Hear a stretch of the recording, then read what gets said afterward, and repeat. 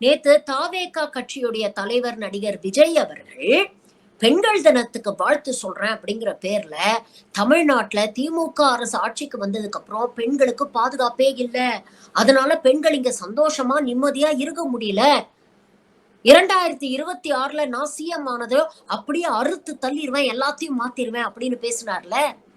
ஆனா உண்மையான நிலைமை என்ன தெரியுமா?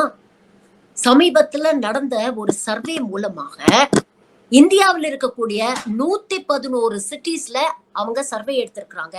இந்த சர்வேயோடைய முடிவுகள்ல பெண்கள் சொன்ன கருத்தின் அடிப்படையில் என்ன முடிவுகள் வந்திருக்கு தெரியுமா?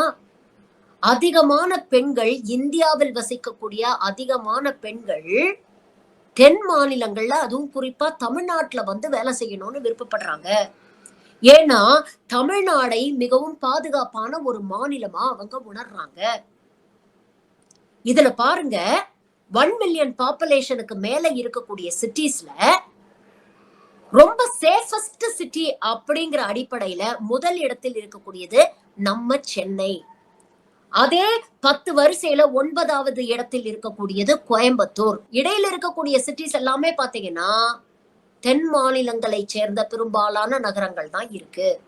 அதே 10 லட்சத்துக்கும் கீழ் இருக்கக்கூடிய பாப்புலேஷன்ல சேஃபஸ்ட் சிட்டிஸ்ல முதல் 5 இடத்தை பிடிக்கிறது தமிழ்நாட்டுடைய சிட்டிஸ் தான்.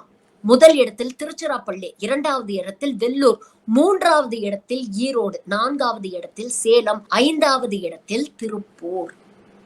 இதை விட பெண்களுக்கு என்னங்க பாதுகாப்பு வேணும்? சில அரசியல் தற்குறிகள் தங்களுடைய சொந்த நலனுக்காக இங்க பெண்களுக்கு பாதுகாப்பே இல்ல அப்படிங்கிற ஒரு பொய்யான விஷயத்தை கட்டமைக்க முயற்சி பண்றாங்க. இந்தியாவிலேயே பெண்களுக்கு மிகவும் பாதுகாப்பான மாநிலம்னா அது தமிழ்நாடு தான். இது நாம சொல்லல, இந்தியா முழுக்க இருக்கக்கூடிய பெண்களே சொல்லியிருக்கிறாங்க.